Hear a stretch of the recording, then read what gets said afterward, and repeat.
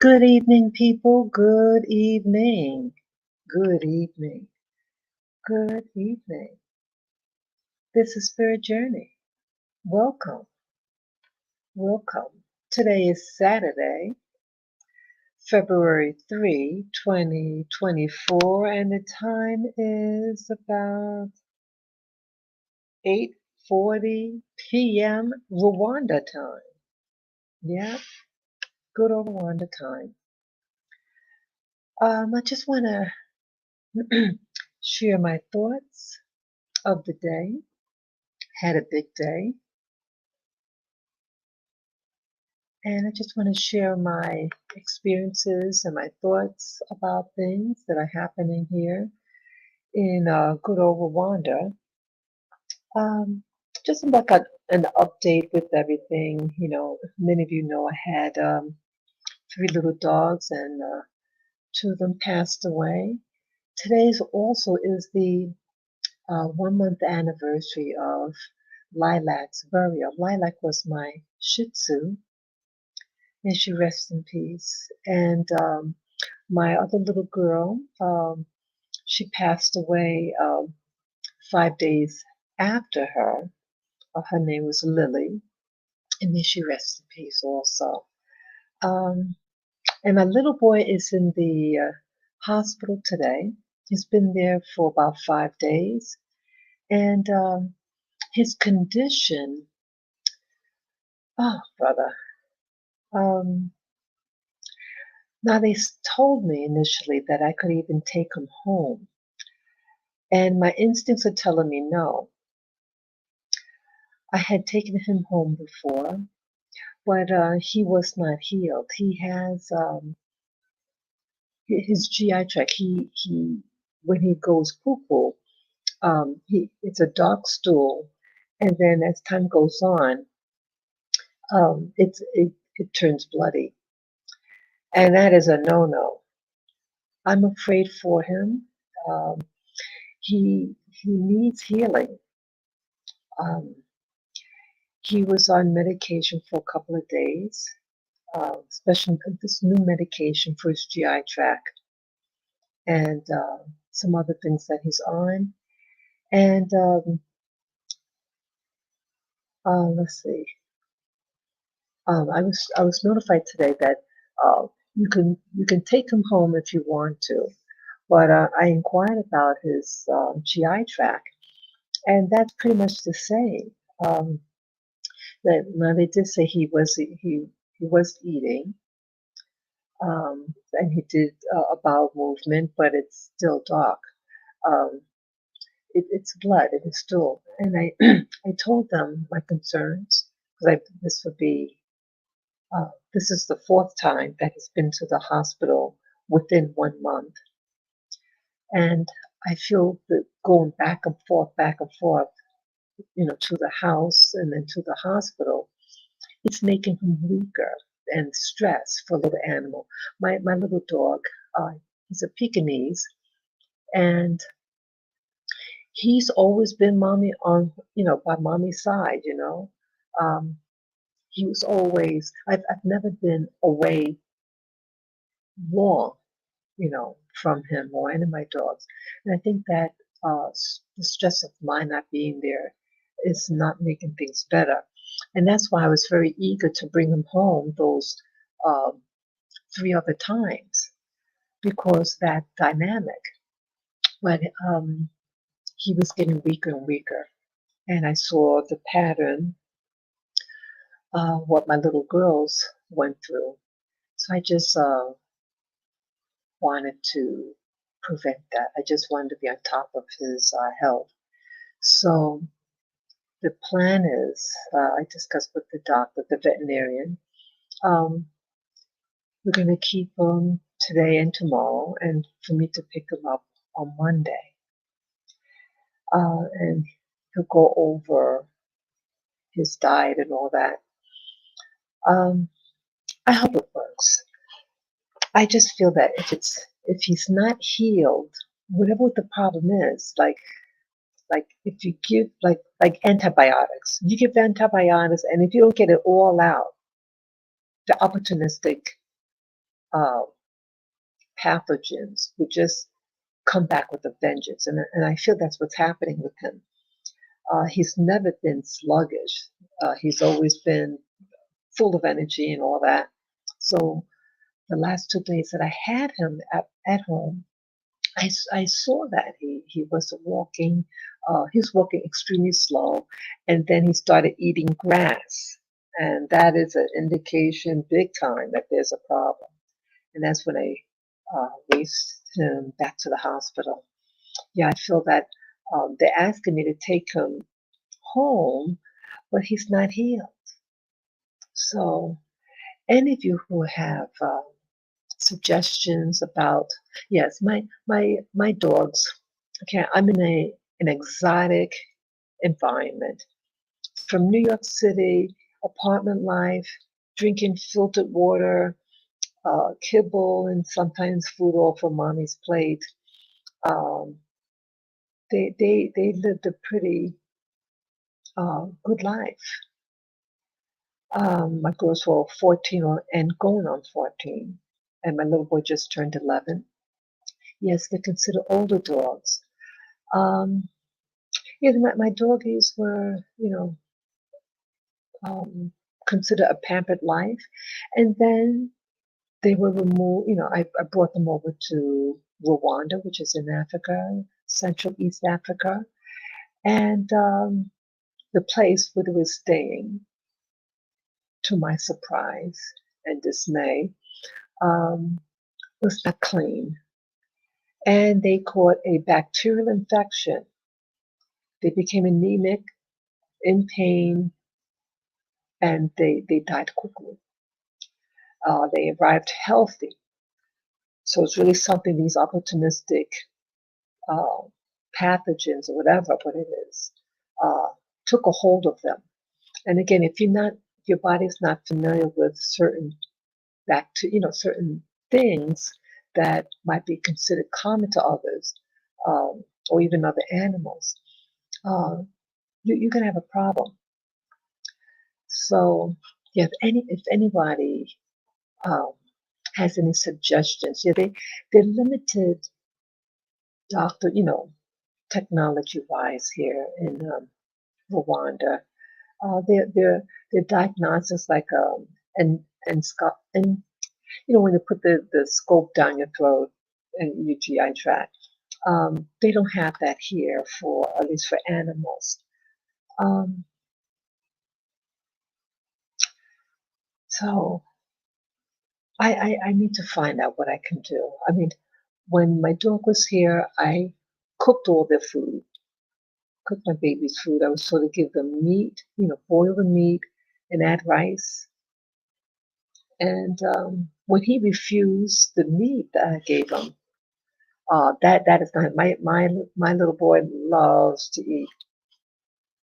So something's really bothering him, and the doctor saying, when dog eats grass, he's probably in pain. Yes, there was more bleeding, and they checked for certain um, parasites, Giardia. I can't pronounce the name, but it tested negative.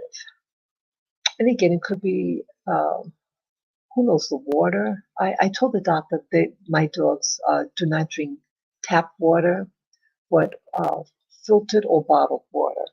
And I'm wondering whether the water could be an issue. I was told that it shouldn't. But again, my dogs aren't, my remaining dog is not doing any better. And so if any of you have any suggestions about maybe natural remedies, um, to heal a GI tract and a poor little boy, my little dog. Yes, he just turned 11.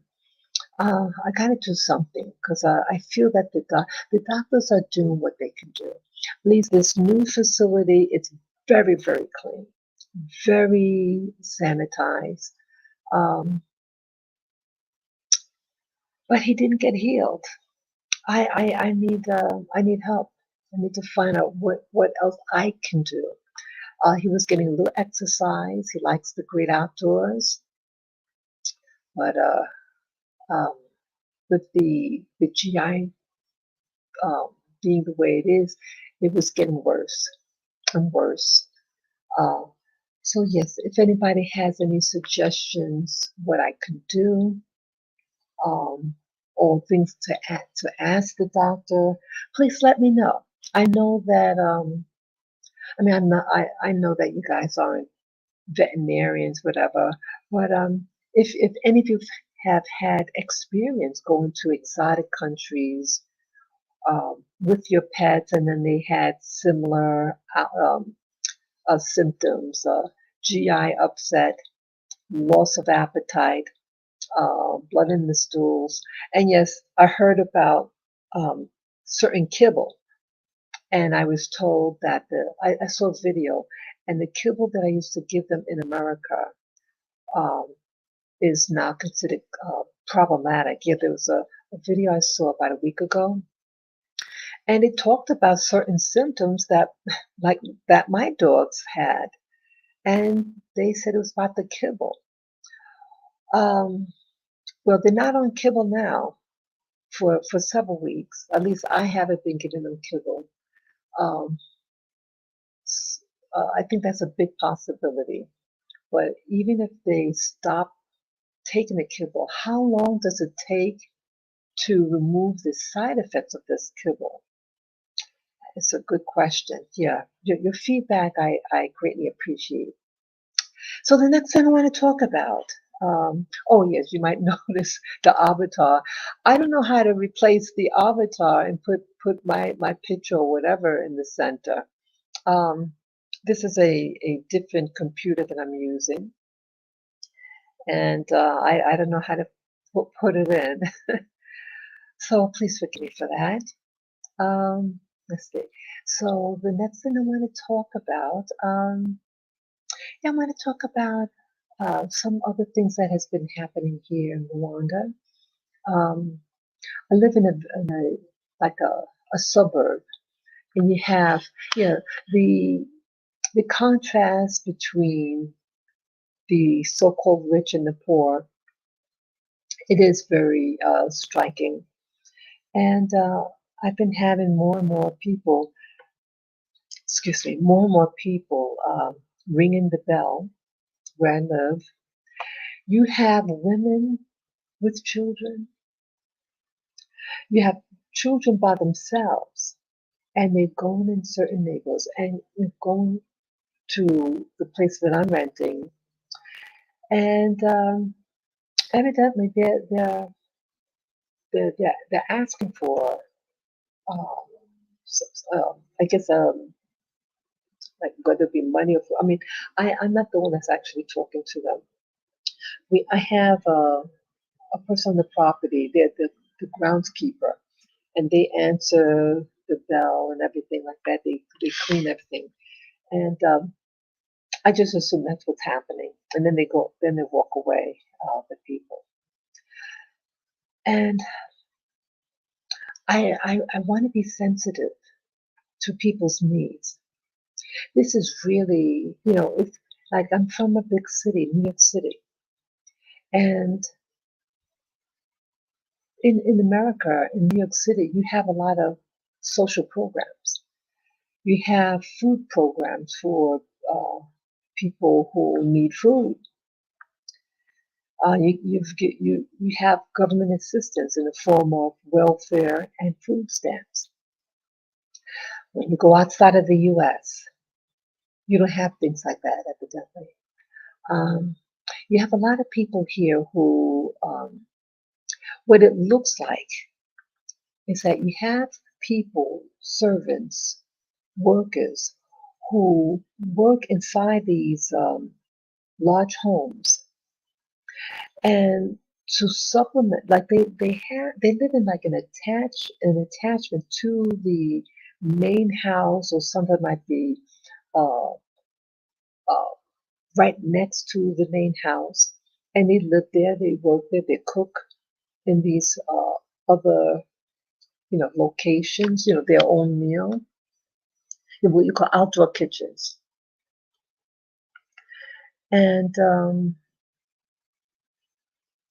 And also, there's vacant lots, a lot of vacant lots, and the people grow their own food. It looks like taro um, and corn. That's what you see a lot. And some of them grow sugar cane. You also have people who raise chickens and they get the eggs.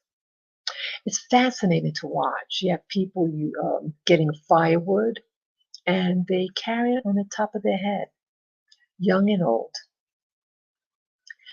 Um, I noticed what else? Let's see.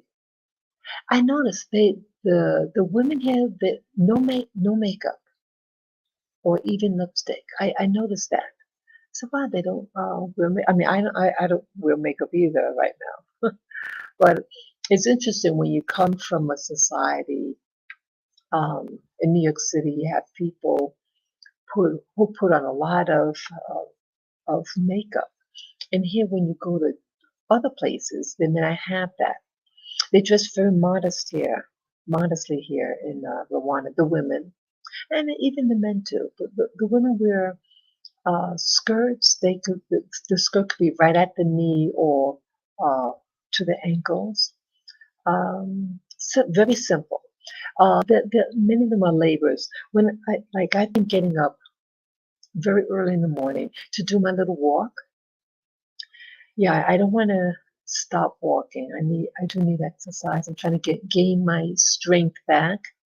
Um, I had COVID in December, and I was taught. Yeah, by the time I arrived here in Rwanda, I was still weak, and I said, "Boy, I'm out of shape." Yeah, I was just doing just a little baby walking, and I kind of felt wiped out. Yes, I did. Well, I'm gaining more strength. Yeah, I walked 4 miles yesterday. It was a 2 hour walk, and I had this app, and it shows me how far I walk, and I'm really happy about that. I'm really proud of myself that I'm getting stronger. Um, yeah, I'm going to continue doing it. Keep my health up and everything. I can't afford to be sick. That's what I tell myself. I can't afford to be sick. Um, yeah, the people here seem very healthy. Um, I am concerned though, the growing number of people ringing the bell for some type of assistance. Um, how and why does this happen? Well, we all know that poverty, even in America, you have people who don't have. You have that. But to go to a place and see the disparities, you have it here in Rwanda. The rich and poor live right next door to each other. It's not like neighborhoods that we've seen in the States where it's so segregated in the demographics. You know, it's not as isolated. You can have a house, big house here, and then you have a shack right next door. Yeah, it's that type of arrangement. And yeah, I notice also supplies like now they are what they call, supermarkets, but it's not. It's more like a corner store. It's very modestly supplied. They drink a lot of, it looks like juices. Everything's in plastic. Interesting, everything's in plastic because it's against the law to like bring in those plastic bags. Yeah, they'll stop you if they find out that you have it in your suitcases. But interesting, when I came, I made sure I didn't have anything plastic. I didn't want the headache. So um, yeah, but everything is in plastic. The juice is in plastic, the milk's in plastic, everything's in plastic. Um, yeah, they don't have a lot of supplies. And then you have in the smaller neighborhoods, the little, what I would call back home, out the corner store. Um, they have those little tiny bananas. They have that a lot, and the juices. That's basically some places might have little eggs, um, uh, ma- you know, um, locally grown, you locally harvested eggs. Um, but they really don't have a lot of variety here. And it's surprising to me because the land here in Rwanda looks so lush. Yes, they grow the taro, the corn, the potatoes, all these things, but you would think that they would have, because it looks, the soil, I think, is volcanic soil. It looks very rich. It's a reddish color. It looks very rich to me. But I I I start to ask myself, um, why is there a sense of lack? And again, I am not trying to be judgmental or insulting. It's an observation. And observation is also based on, like right in front of me, I have a monitor. It's YouTube videos. It's on pause right now. And I was watching this new program. I think I saw it for the first time maybe 4 days ago. And I don't know how to pronounce it, but it's spelled KEND, and then the next word HAYATI. So it's like a can. Oh, the E is backwards too.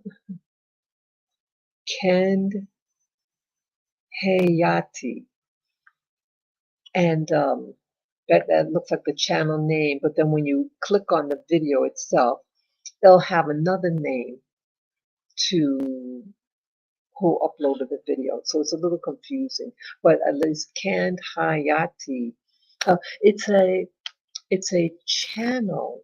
It features a husband and wife from this exotic country. I don't even. It starts with an A. Abijani or something. It's some exotic name, and they're farmers. They work on this land. It's really really um, exciting to watch. I mean, I'm looking at the thumbnail now of this couple. They're like maybe in their 40s. It is so idealistic. I know that not everything that you see is real, you know what I mean? But this thumbnail that I'm looking at, there's basketfuls of food of all variety of fruits and vegetables, and my eyes are just saying, "Wow, people, wow!" They also have meats too. They show how they prepare their beef and other stuff. I mean, where I mean, where they get money to buy all this food. Now they do live like on a. It's very picturesque.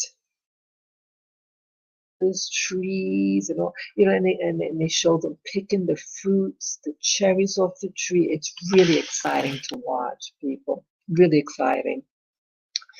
But I asked myself, and it's based on my experiences, where did this food come from? I mean, yes, you see them picking off the tree, but it's like it's so full. Everything. It's like the carrots. Everything looks fantastic. But I gotta ask myself, where do these people get? I mean, how do you get?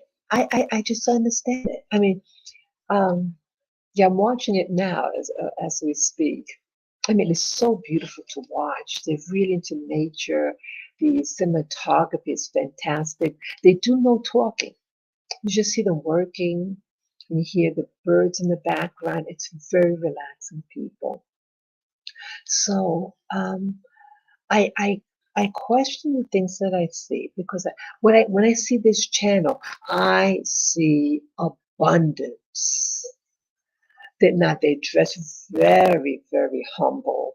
These people, that some would call them, part of the peasantry or something, or very rural, but the land and the abundance, and they have all these uh, all these animals. They have I think it was, no, not what do you call it? This I think a turkey, this big adult male turkey. They have kittens, um, birds, and everybody gets along. It's like everyone get all the little animals get along. They play. Um, it's just really amazing. Um, Sunflower seeds I'm looking at now. Flowers all over.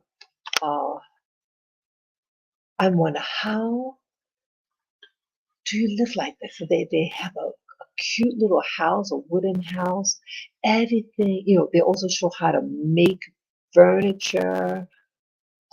Um, it's really exciting, people, and they make a lot. I heard they make a lot of money on the over. They said over 100,000 they make, and in a country like this, they'll probably that money would go far. But yeah, they're showing them now picking tomatoes.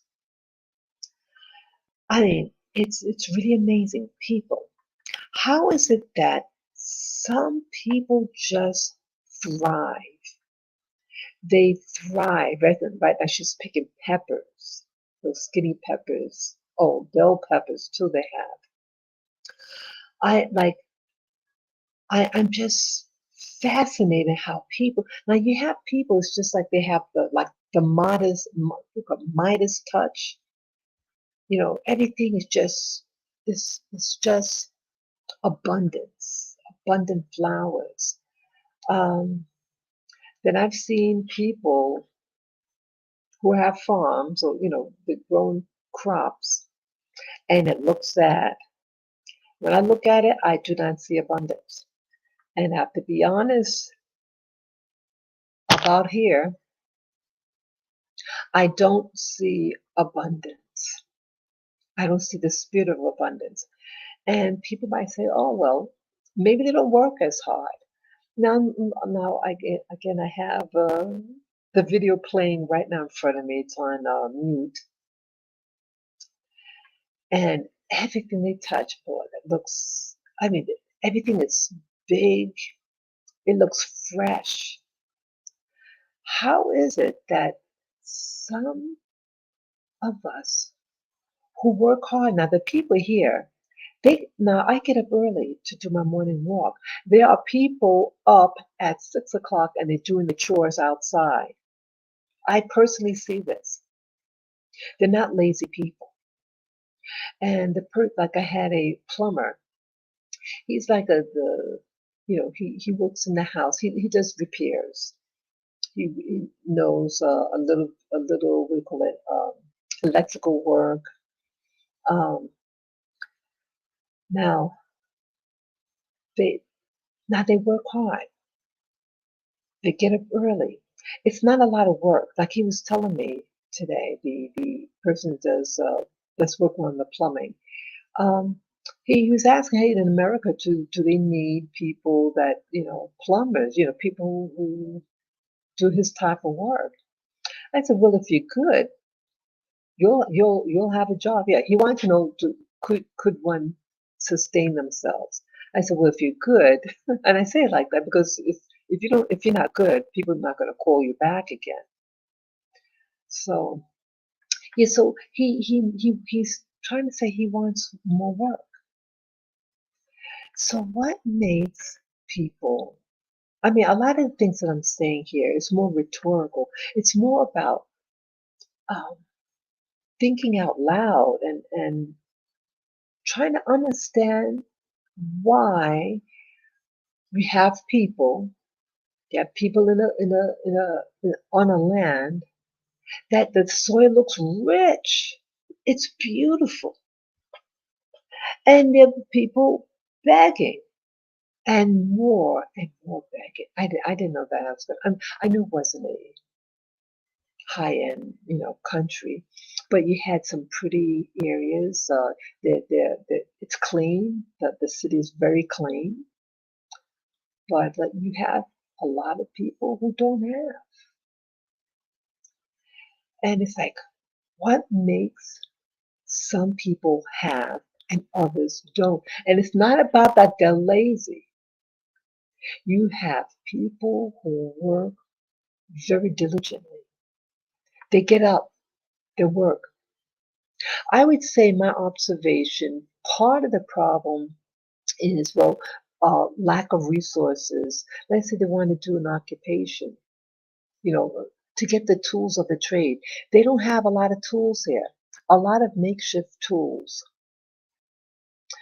And because they're just starting out, they don't have the tools like the person doing the electrical. I mean, the things that he had, it's just shocking to me because if this is your profession, you would get the tools of your trade. But the tools that they have look dangerous. That it that it's not safe to use. But it's all what they have. I'm watching this video right here. Like she's cutting eggplant right now. She has the proper tools for it. She's clean. She's dressed neatly. She has the proper tools to do her job. Now, like today, the person asked me, "Oh, do you have open?" He thought this is the second time he asked me.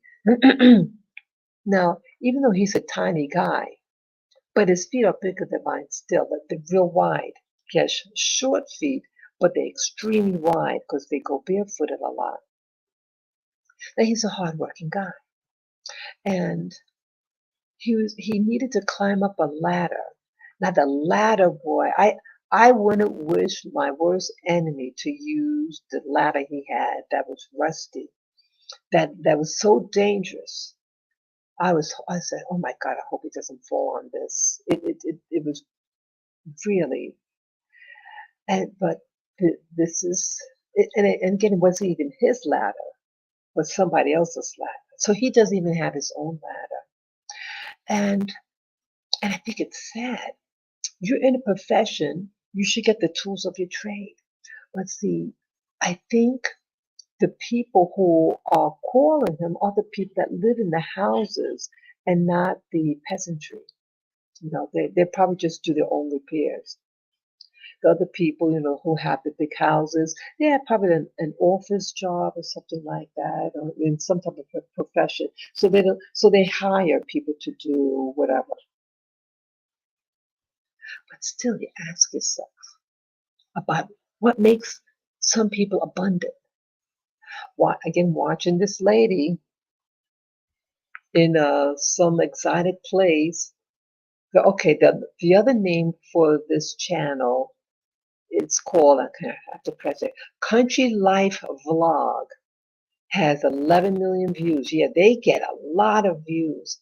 And right now she's chopping these pickles, this giant uh, cleaver. I've never seen one quite like it, like the blade in the front, and then the back has looks like these spiky things on the back of the thing. It's really something. And she's just chopping away. And what I'm impressed is that she has the tools to do her job and to do it safely. I see when I watch this abundance. Why aren't the people here abundant?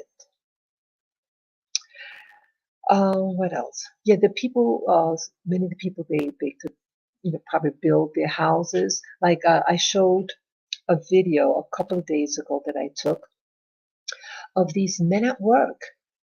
and they don't like the scaffolding. It's all made out of this thin wood. These long branches. They like in New York City they use the metal scaffolding. Here they don't have that. Everything is handmade. Everything. Everything seems to be made for temporary use.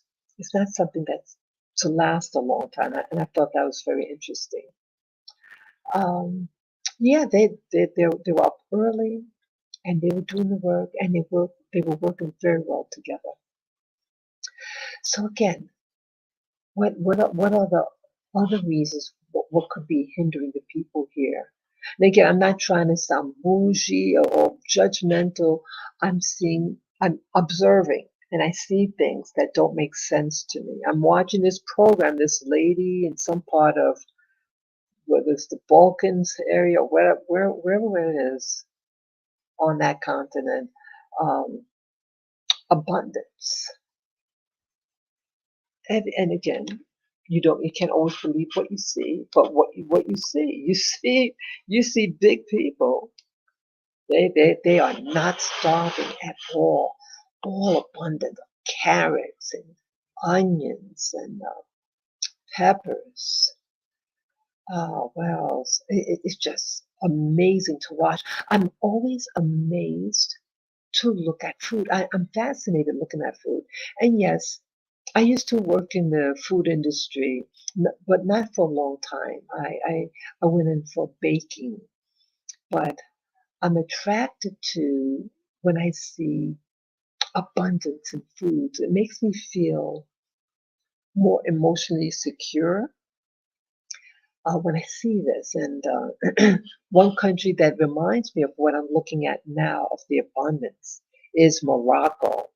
Yeah, I noticed like now I haven't been to Morocco, but I'm fascinated with the pictures of Morocco and the videos I've seen with Morocco. They have their shopping area and they present their goods in these bowls and it's like comes to a point that the food presentation and what I see abundance and variety. Here I see in Rwanda, they don't have abundance and they don't have variety. And I think it's very sad. And I'm just wondering, boy, what is, I mean, you have people from other countries. You have people from China now.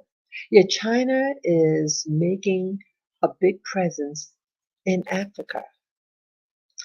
And they're not very, they don't come across very friendly.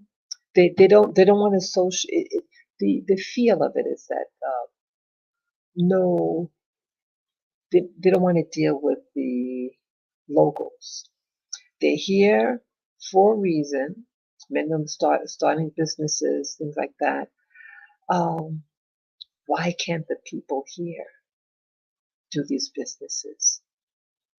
I'm afraid for of of Africa to because what I see it set up.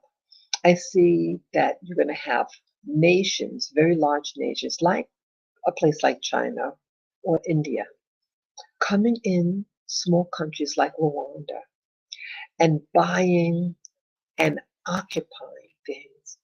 And then you're going to have the new master, so to speak, and the new slave slash servant.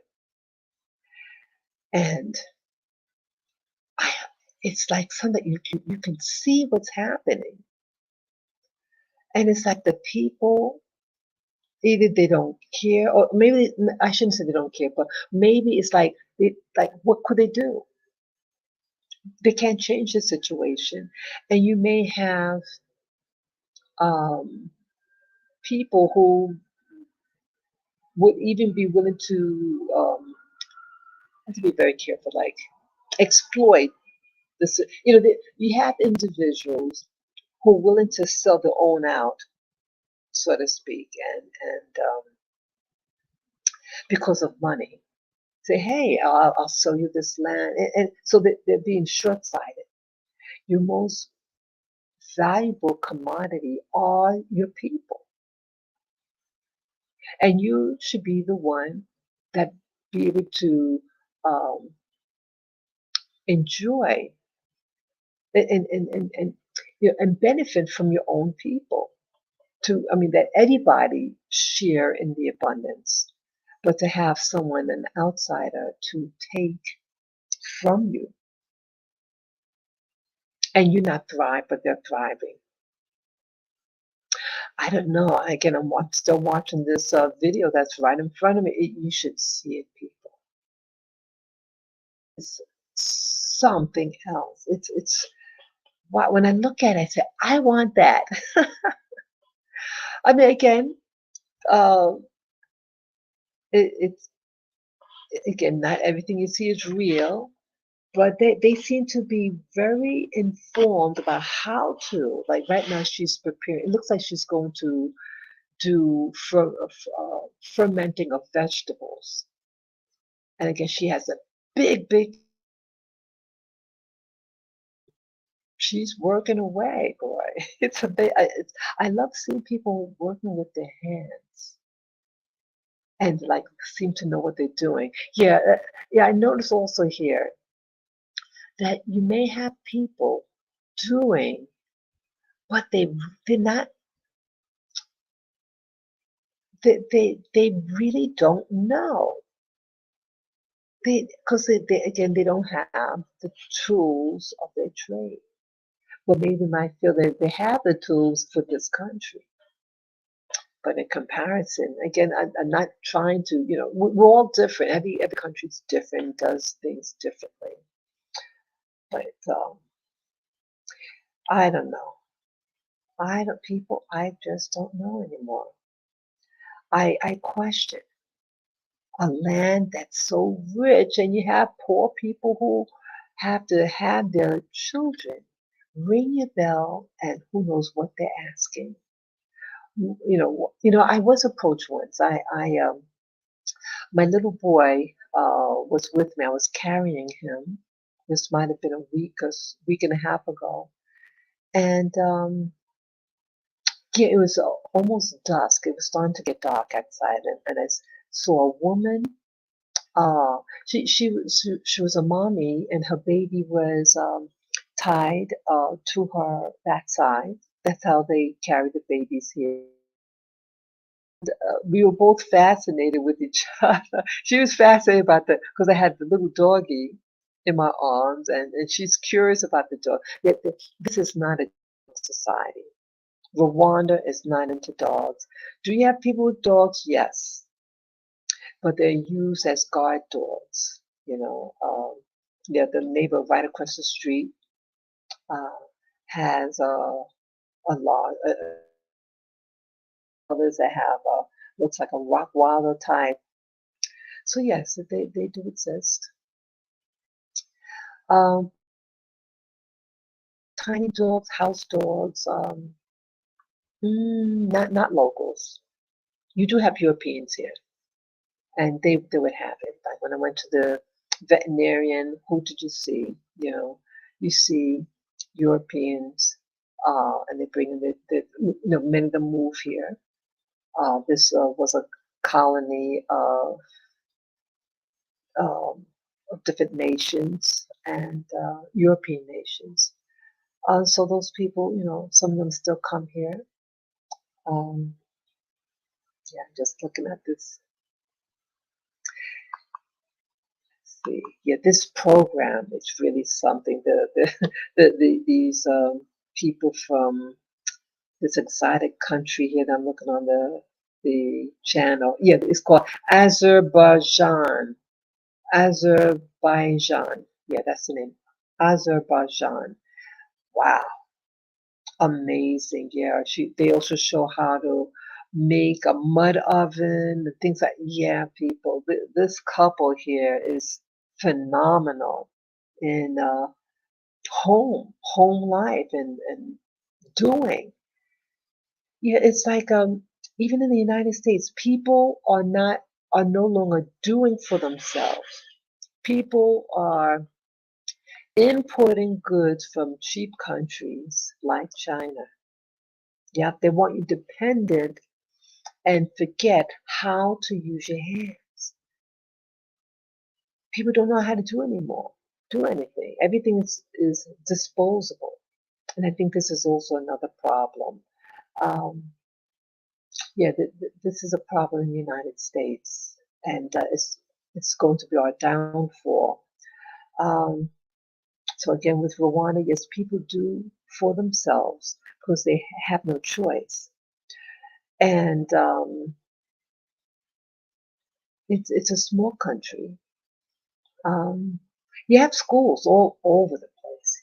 You have a lot of private schools for little kids, and the people in this area they would send their kids to boarding school. Yeah, yeah, Rwanda has the kids wear uniforms, and yeah, that system of boarding schools, the people who had the colonies that were here. Yeah, they I guess used that system of boarding your children away at school. Um, yeah, you do have a distinction between uh, who's being groomed for so-called greatness and who's just they're just going to keep them limited in knowledge. I mean, all this land. I mean, why can't they build what I'm looking at this lady and get a market? It's questions that I have. Who has and who doesn't? Advertising. They need consistency here. Um, not the word consistent. Reliability. Like if you say you're going to come at a certain hour, you should come at that hour. You know, you do what you say you're going to do, and do that consistently. Yeah, that's a must here. Um,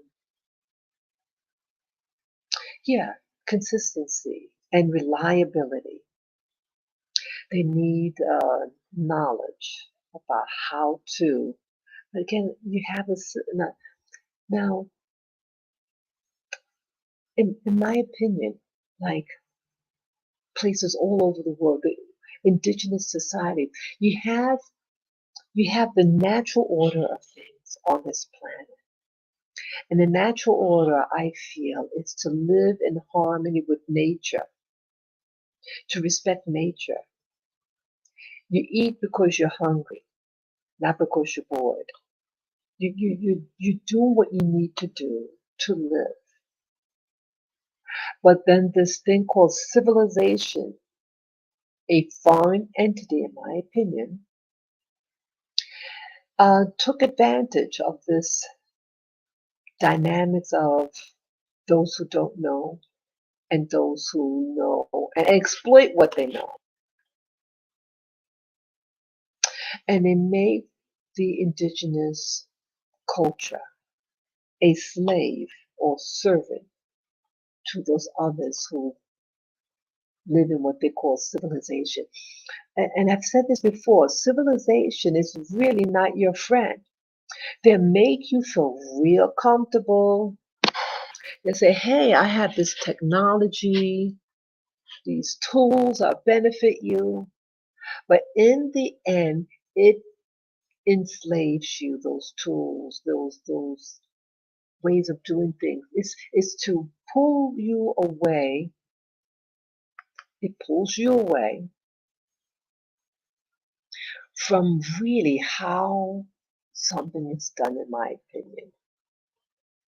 How to make bread, how to pick your food, how to do these things for yourself. And now places like New York City, where I'm from, it's getting destabilized. And I saw a pattern over the years, over the past um, 13 years, that the demographics are switching. The people who used to work in certain industries, they're gone. And then you have the cheap labor to fill the spots. And again, cheap labor usually means you're going to give them cheap supplies, cheap goods to make the product, whether it be food. You're not going to be using prime ingredients. You may be using things that are hybridized. The appliances, the things that you can buy. Where are these appliances, these things, where are they being made? They're being made in places like China, New York City. If you go buy stuff there, the majority of the things, especially electronics, come from China. And I was dumbfounded once when I went, like I was so ethnocentric and that everything was made in America. And then one day, it was the 1990s, and one day I went and checked to see where a particular item I had that was in my home, where was it made? China. Dumbfounded. Ah, that was a a shocker for me. Yeah, it's pulling us away from how to uh, replacing the older workers and replacing them with cheap labor. With cheap labor, they are most likely going to be taken advantage of, the working hours, everything. And so I feel that what's happening now is a shift. It's a global shift in these top countries in the world, the so-called rich countries in the world, like a place like the United States, parts of Western Europe, Canada, Australia. Things are changing. It's a changing of the guards, in my opinion. And I don't want to come across like, oh, because somebody is cheap labor. It's not just the labor, but the craftsmanship. There's no longer like a sense of pride in what you do. Like even the things I've seen, that it's the sense of that they building something. They want it to look good. They want it to last. Here, they don't really seem to make things with lasting power. It's not their priority, in my opinion. And then you go to other places, they build things to last, but now all that type of system is changing over, and it's going to be phased out. Yeah, I was watching something on the video today on New York City, where I'm from, and I noticed certain things. Yeah, the violence now. Now, I used to live in the center of Manhattan, and not too far from where I used to live, a police officer got his butt kicked by these migrants. And I'll say it again. I said it before, and I'm going to say it again. I believe the migrants that they placed in New York City, they're being busted, they're being recruited, and being brought here. They are sponsored. They're not refugees. These are people being brought over, clothes, shoes, everything new, and they've been brought here by, was it 10,000 a month? I think they said 10,000 people a month are being brought in New York City, which is already doing very poorly, especially due to the COVID. A lot of people died. A lot of businesses closed down. It's really horrible. And I believe that these migrants are being used as a uh, they're going to be used, I feel, for uh, doing harm to certain people. They're going to be weaponized, I believe. And this indication, like what I was watching on YouTube, the cop being beat up because he was asking the person that he was talking to was doing something mischief, and the cop was trying to tell him, you know, to stop it and to just move on. And he got beat up. And it's like, why is this allowed to happen? It's being allowed to happen, in my opinion, because again, it's election year, and you can weaponize people. What is a man a young man, 20 years of age, 22 years of age, without a job, and thousands of them? What are they going to be used to do? Well, they're being very brazen now and willing to beat up a cop. They said, we do this here, some of the things that are being done here, because they can get away with it here in New York. They said, we know we won't get arrested here in New York, but places like Florida, I think they said, they'll get arrested. Who told them that? And why are they not being arrested in New York for doing something illegal, but beating up a cop? See, it was a U.S. citizen here doing that. I don't think they'd be getting out of jail anytime soon, and the cops will beat them up. You hear these things, these cops beat up a person who they're arresting. Why didn't that happen? Something. I'm not trying to say that I want that to happen, but you hear of things like that happen. So why? See, you know, I think they're being told to stand down, and that the people who are bringing them here have more power than the government here in New York City, in my opinion, and that these cops know that if they do something, they'll be fired. These new migrants have more power and authority than these police. This is awful. Yeah, someone high up is sponsoring them, is protecting them. And I wanted to avoid that. Yeah, I left New York City because I saw the writing on the wall. The bikes that they have. Now, how could someone who's seeking asylum that don't have a pot to piss in, where are they getting money to buy these motorcycles? I believe that these motorcycles are going to be used to harass people and maybe chase people, especially during election time, to make people afraid to go outside because they'll attack them with the bikes. And that did happen in some activity with the bikes. There were videos of people, residences, being attacked, being robbed, more specific, being robbed of their goods using those bikes, those motorbikes. Yep, yep, it's not good.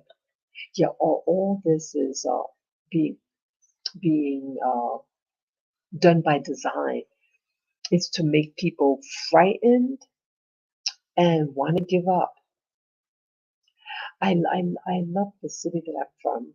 I love New York City, but it's really in bad shape right now, and I feel sad.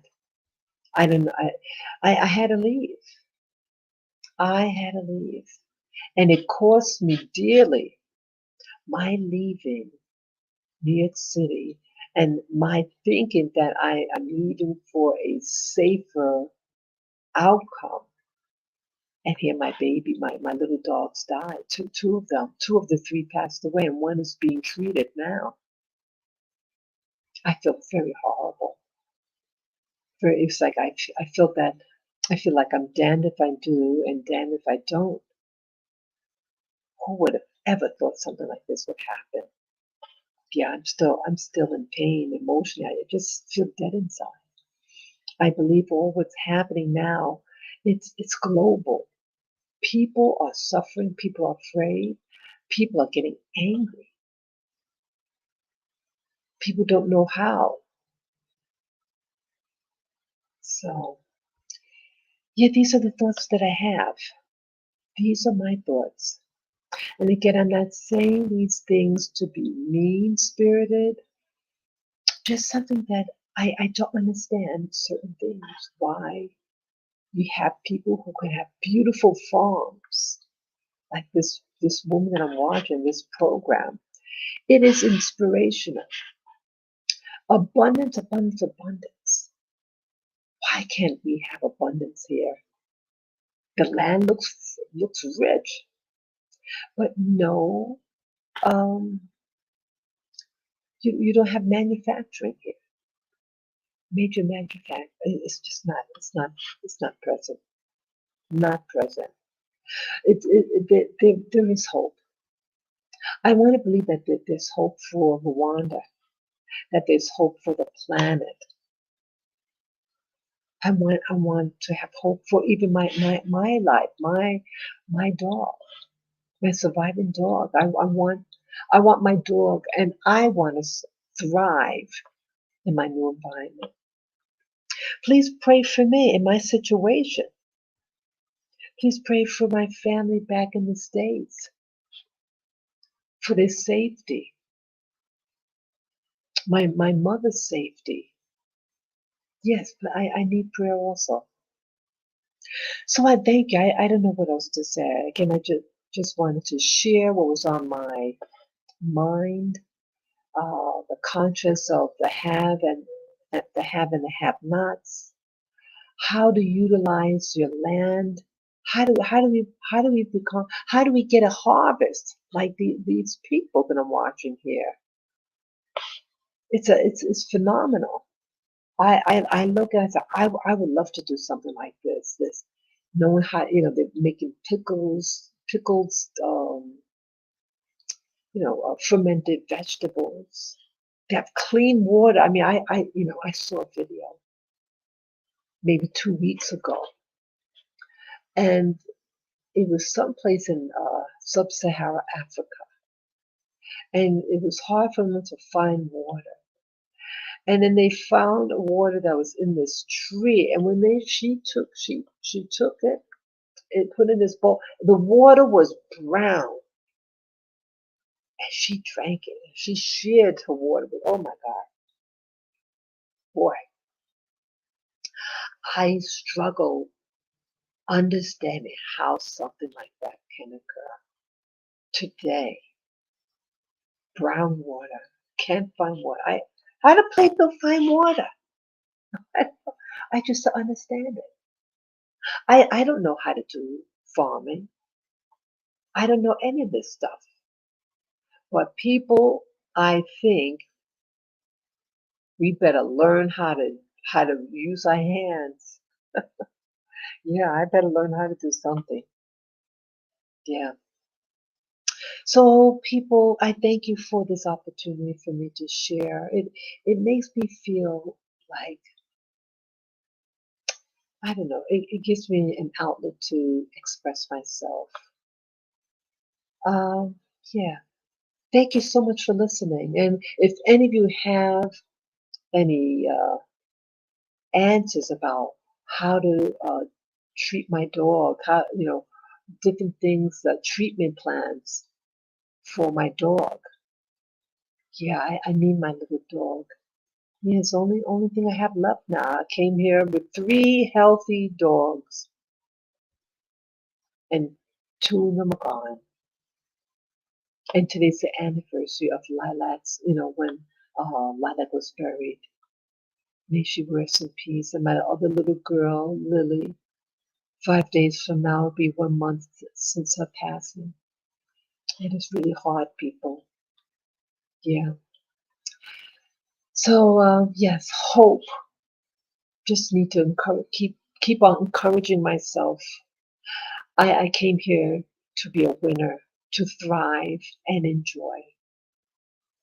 Just stay positive and keep on keeping on. Okay.